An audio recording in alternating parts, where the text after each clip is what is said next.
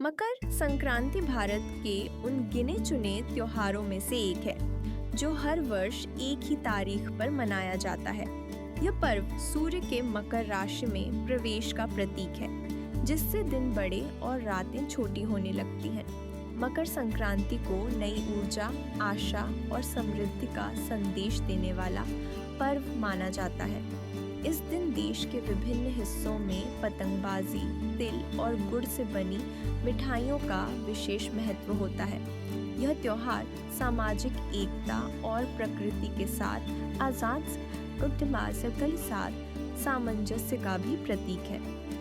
मकर संक्रांति केवल एक फसल उत्सव नहीं है, बल्कि यह हिंदू परंपरा में गहरा धार्मिक, आध्यात्मिक और ब्रह्मांडीय महत्व रखता है।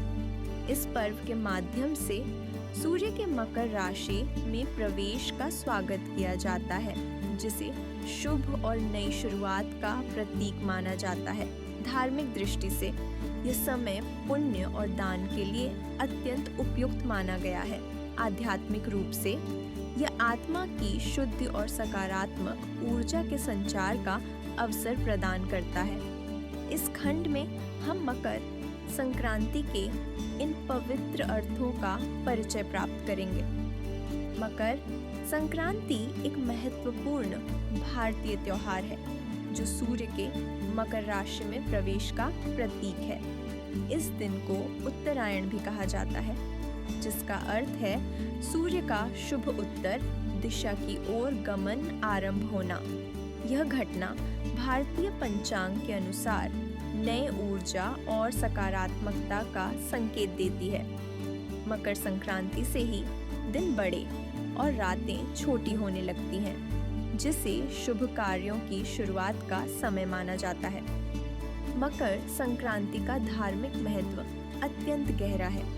इस दिन सूर्य के उत्तरायण होने के साथ सकारात्मक ऊर्जा का संचार माना जाता है, जिससे आध्यात्मिक जागृति का मार्ग प्रशस्त होता है। लोग प्रार्थना, दान और पवित्र स्नान को विशेष रूप से महत्व देते हैं, क्योंकि इन कार्यों से आत्मा की शुद्धि और पुण्य की प्राप्ति होती है। गंगा या अन्य पवित्र नदियों में स्नान करने से पापों का क्षय और मोक्ष की प्राप्ति का विश्वास है। दान देना भी इस पर्व का अभिन्न अंग है, जिससे समाज में करुणा और परोपकार की भावना का विस्तार होता है। मकर संक्रांति के अवसर पर तिल और गुड़ का सेवन करना विशेष महत्व रखता है। तिल को अमृता का प्रतीक माना जाता है, जबकि गुड़ मिठास और सौहार्द का संदेश देता है। इन दोनों का संयोजन जीवन में मिठास और आपसी मेलजोल को बढ़ावा देता है।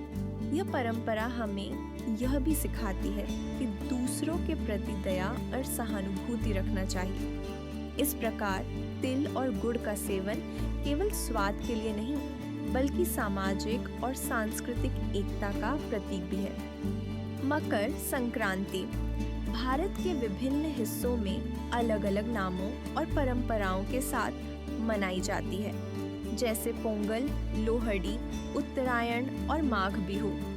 इन त्योहारों के माध्यम से देश की विविधता में एकता की झलक मिलती है। सभी जगहों पर यह पर्व नए आरंभ, कृतज्ञता और सकारात्मकता का संदेश देता है। लोग अपने अपने रीति रिवाजों के अनुसार उत्सव मनाते हैं, लेकिन मूल भावना एक ही रहती है। यह त्योहार समाज में आपसी सौहार्द और आशा का संचार करता है। मकर संक्रांति का आध्यात्मिक संदेश हमें अंधकार से प्रकाश की ओर बढ़ने की प्रेरणा देता है। यह पर्व हमें अनुशासन, दान और करुणा को अपनाने का महत्व समझाता है।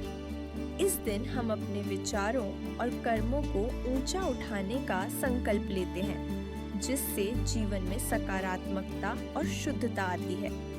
मकर संक्रांति हमें सिखाती है कि आत्म विकास के लिए सद्गुणों को अपनाना आवश्यक है और दूसरों की भलाई के लिए छोटे छोटे प्रयास भी गहरे प्रभाव छोड़ सकते हैं। मकर संक्रांति के इस पावन अवसर पर आपको और आपके परिवार को ढेरों शुभकामनाएं। आशा है कि यह त्योहार आपके जीवन में खुशियां और समृद्धि लेकर आए।